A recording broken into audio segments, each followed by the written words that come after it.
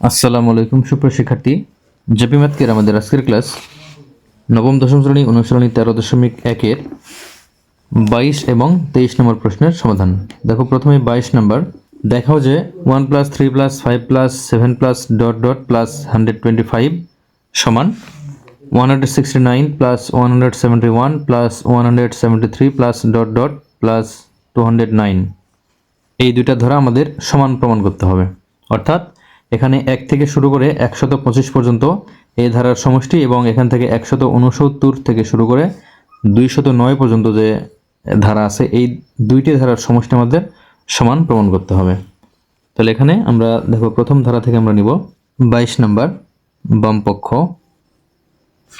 সমান 1 + 3 + 5 + 7 + dot dot plus 125।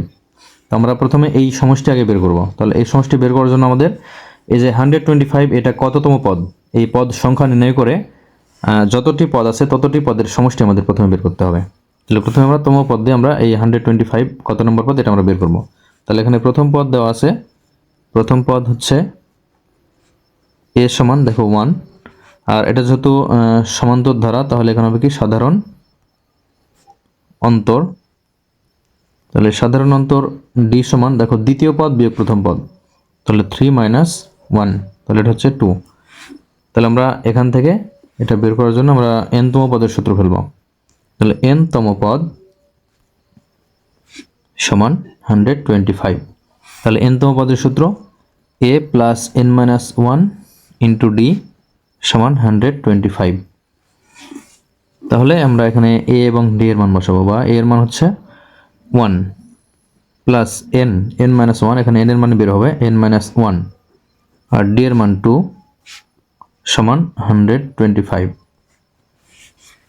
তাহলে আমরা এখানে দেখো এখানে এই 1 আছে প্লাস, আমরা ডান পাশে মাইনাস করব যেহেতু আমরা আমাদের n এর মান বের করতে হবে। তাহলে আমরা এখানে n দ্বারা 2 কে গুণ করব, তাহলে এখানে হবে 2n, এরপরে -1 দ্বারা 2 কে গুণ করলে হবে 2 সমান এখানে 125, আর এখানে 1 আছে প্লাস, এই পাশে আসলে মাইনাস। তাহলে বা 2n সমান, এবার আমরা এই -2 ডান পাশে নিয়ে আমরা প্লাস করব। তাহলে প্রথমে আমরা এখানে 125 থেকে 1 বাদ দিলে কত হবে, 124 হবে। তাহলে 124, আর এখানে -2 আছে, এখানে আসলে +2। তাহলে বা 2n সমান 124 এর সাথে 2 যোগ করলে 126। তাহলে বা n সমান, এখন এই 2 আমরা ডান পাশে ভাগ করে দেব। তাহলে 126 / 2, এটা বাম পাশে গুণ ছিল তাই ডান পাশে এটা ভাগ হলো। তাহলে এখানে 126 কে আমরা যদি 2 দ্বারা ভাগ করি তাহলে এখানে কাটলে হবে 63। তাহলে বা n সমান 63। তাহলে আমাদের এই ধারার 63তম পদ 125। তাহলে আমরা এখন এই 63তম পদ বলতে আমরা 63 পদকে আমরা যোগ করে যে ফলাফল হবে এটা আমরা আগে বের করব। তাহলে আমরা এখন করব কি, যে সুতরাং এখানে 63টি পদের সমষ্টি। তাহলে সমষ্টির সূত্র আমরা জানি যে সমষ্টির সূত্র Sn সমান n/2 * 2a + n - 1 * d, এটা হচ্ছে সমষ্টির সূত্র। আমরা যতটি পদ যোগ করব n এর মান তত ধরতে হবে। তাহলে এখানে কি দেখো 63টি পদের যোগফল। তাহলে আমরা এই সূত্র থেকে আমরা এটা লিখব যে 63 অর্থাৎ 63টি পদের যোগফল হবে কি সমান n এর পরিবর্তে যেখানে n আছে সেখানে আমরা 63 বসাবো। তাহলে 63 / 2 * 2a প্লাস এখানে n এর মান 63 - 1 ইন্টু এই d এর মান হচ্ছে 2। তাহলে সমান এখানে 63 / 2, এখানে 2 * a এর মান হচ্ছে 1 প্লাস 63 থেকে 1 বাদ দিলে 62, এর সাথে 2 গুণ আছে, এটা হচ্ছে গুণ দেব আমরা। তাহলে এখানে হবে 63 / 2, আর এখানে 2 প্লাস 62 কে 2 দ্বারা যদি গুণ করা হয় তাহলে এখানে হবে 124। তাহলে সমান 63 / 2, আর এখানে গুণ 2 এর সাথে 124 যোগ করলে 126। তাহলে এখানে কাটলে এখানে 126 কে 2 দ্বারা ভাগ করলে 63 হয়। তাহলে এখানে 63, এখানে 63। তাহলে 63 এবং 63 আমরা যদি গুণ করি তাহলে দেখো কত আসবে এখানে, 63 ইন্টু 63, 3969, 3969। এটা হচ্ছে বাম পক্ষের অ্যান্সার। এখন আমরা ডান পক্ষ করব, করে যদি আমরা এই অ্যান্সার পাই তাহলে আমরা লিখতে পারবো ডান পক্ষ সমান বাম পক্ষ। আবার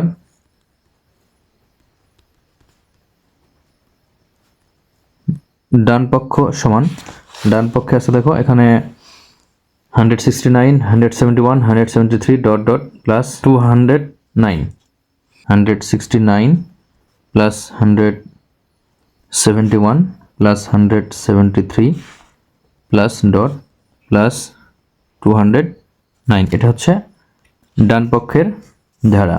তাহলে আমরা এখান থেকেও একইভাবে আমরা 169 থেকে 209 পর্যন্ত আমরা এই ধারার সমষ্টি বের করব। তো এটা বের করার জন্য আমাদের এই যে 209, এইটা কততম পদ এইটা আমাদের প্রথমে বের করতে হবে। তাহলে আমরা এখানেও প্রথম পদ এ সমান, এখানে দেখো 169, আর এটাও সমান্তর ধারা। তাহলে সাধারণ অন্তর সমান দ্বিতীয় পদ এখানে 171 মাইনাস প্রথম পদ 169। তাহলে এখানে হবে কি 171 থেকে 69 বাদ দিলে, 169 বাদ দিলে এখানে হবে 2। তাহলে আমরা লিখবো n তম পদ সমান 209। তাহলে n তম পদের সূত্র হচ্ছে a plus n minus 1 into d সমান 209। তাহলে আমরা এখানে যদি মান বসাই তাহলে এর মান হচ্ছে 169 প্লাস n এর মান বের হবে n মাইনাস 1 ইন্টু d এর মান হচ্ছে 2 সমান 209। বা 2 দ্বারা n কে গুণ করলে পাবো 2n, মাইনাস 2 দ্বারা 1 কে গুণ করলে 2 সমান 209। আর এখানে 169 আছে প্লাস, এর পাশে আসলে মাইনাস হবে, মাইনাস 169। তো এখন আমরা এখানে n এর টার্ম এখানে রাখবো। তাহলে 2n সমান, এখানে আমরা প্রথমে বিয়োগ করব 209 থেকে 169 আমরা বিয়োগ করব। দেখো 209 মাইনাস 169, তাহলে এখানে হবে 40, আর এখানে দেখো 2 আছে মাইনাস, তাহলে ডান পাশে নিয়ে আসলে এটা কি হবে, প্লাস 2 হবে। তাহলে বা এখানে আমরা একবার n সমান লিখবো, n সমান এখানে 40 প্লাস 2 তাহলে 42, আর এখানে 2 আছে গুণ n এর সাথে আমরা এটাকে ভাগ করে দেব। তাহলে এখানে কাটলে কত হবে 21। তাহলে আমরা এখানে কি n এর মান কি পেলাম, তাহলে এখানে n এর মান বা n সমান 21, অর্থাৎ এখানে এই যে 209 এটা হচ্ছে এই ধারার 21তম পদ। তো আমরা এখন এই 21টি পদের যোগফল বের করব। সুতরাং 21টি পদের সমষ্টি বা যোগফল, সমষ্টি। তাহলে এখানে কি হবে, সমষ্টির সূত্র হচ্ছে n/2 into 2a plus n minus 1 into d। এটা হচ্ছে Sn বা সমষ্টির সূত্র এটা। তাহলে n এর মান যতটি পদ হবে n এর মান তত হবে। তাহলে এখানে আমাদের কিন্তু 21টি পদ, তাহলে এখানে n এর মান 21 বা 21, এখানেও n এর মান আমাদের এই 21 বসাতে হবে। তাহলে এটা কি হবে, তাহলে এখানে n এর পরিবর্তে 21 ডিভাইডেড 2 ইন্টু 2a প্লাস আবারও n এর মান 21 মাইনাস 1 ইন্টু d এর মান এই ধারাতেও 2, তাহলে সমান 21 ডিভাইডেড 2, এখানে 2 আর a এর মান হচ্ছে 169, এর সাথে গুণ প্লাস এখানে 21 থেকে 1 বাদ দিলে তাকে এখানে 20 আর এখানে 2। তাহলে আমরা 169কে 2 দ্বারা গুণ করব।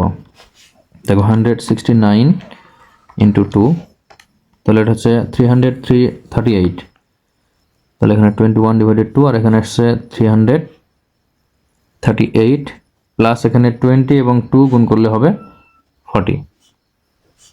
তাহলে আমরা এটার সাথে আমরা যদি এই 40 যোগ করি তাহলে দেখো এখানে আসবে প্লাস এখানে 40, তাহলে 378।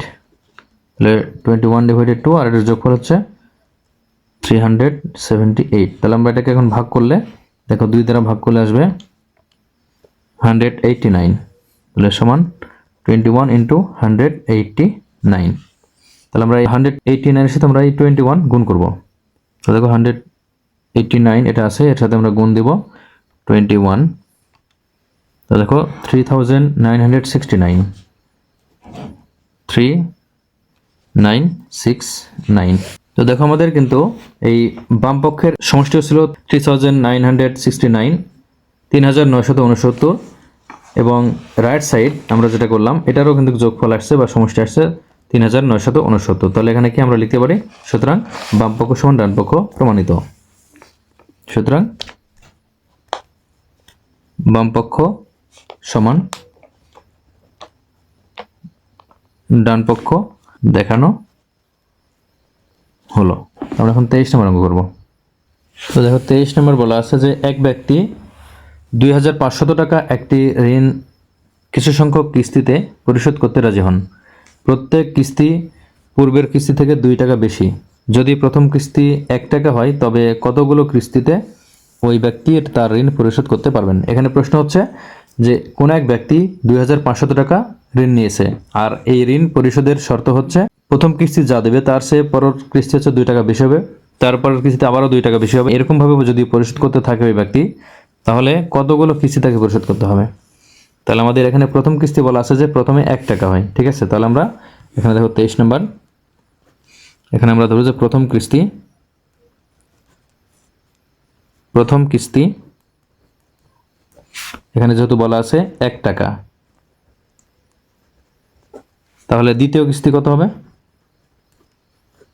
দ্বিতীয় কিস্তি হবে সমান 1 এর সাথে আমরা 2 যোগ করব, কারণ এখানে বলা আছে যে প্রত্যেক কিস্তি পূর্বের কিস্তি থেকে 2 টাকা বেশি হবে। তাহলে প্রথমে যদি 1 টাকা হয় তাহলে এর চেয়ে 2 টাকারও বেশি হবে, তাহলে এখানে কি 1 + 2 টাকা, তাহলে কত হবে? এটা হচ্ছে 3 টাকা হবে। এরপরে তৃতীয় কিস্তি কত হবে?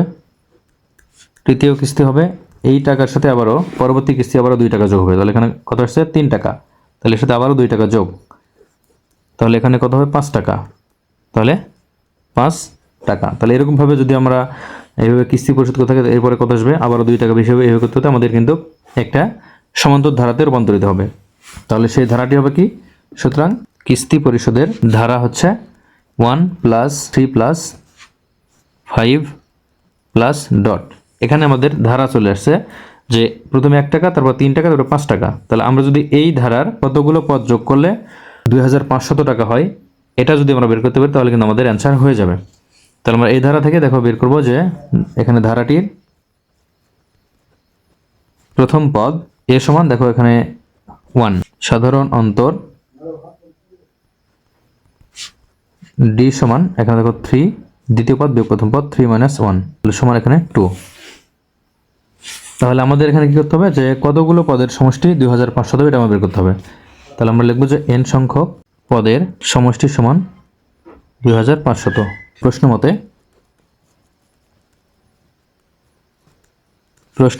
n সংখ্যক পদের সমষ্টির সূত্র n/2 into 2a + n - 1 into d সমান, এখানে সমষ্টি টোটাল সমষ্টি হবে আমাদের 2500 টাকা। তাহলে আমরা এখান থেকে যদি n এর মান বের করি তাহলে আমাদের এই কিস্তির সংখ্যা আমরা বের করতে পারবো। তাহলে এখানে বা n/2 ইন্টু 2, a এর মান হচ্ছে 1 প্লাস n - 1, এখানে এর মান বের করতে হবে, তাহলে n থাকবে এখানে n - 1, আর d এর মান হচ্ছে 2 সমান 2500। তাহলে বা এখানে আমরা n/2 রাখলাম, তাহলে এখানে 2 আর 1 গুণ করলে এখানে 2 হবে, এরপরে প্লাস 2 দ্বারা n কে গুণ করলে 2n, এরপরে -2 দ্বারা 1 কে গুণ করলে 2 সমান 2500। তাহলে বা n/2, আর এখানে দেখো এই 2 এবং 2 এখানে মাইনাস প্লাস কাটবে, এটা প্লাস এটা মাইনাস, তাহলে এখানে থাকবে কি n/2 এর সাথে গুণ থাকবে 2n শুধু, তাহলে 2n সমান 2500। তাহলে এখানে 2 এবং 2 কাটে, তাহলে n থাকে, n এবং n গুণ করলে n², তাহলে বা n² সমান 2500। তাহলে বা n সমান, তাহলে n সমান কি হবে? বামের স্কোয়ার ডান পাশে গেলে হবে √ওভার, তাহলে 2500। তাহলে 2500 এটাকে আমরা যদি রোড করি তাহলে দেখো এখানে রোড করলে আসবে কি রুট ওভার 2500 50 তাহলে বা n সমান 50। সুতরাং ওই ব্যক্তি 50 কিস্তিতে ঋণ পরিশোধ করবে, এটা অ্যান্সার।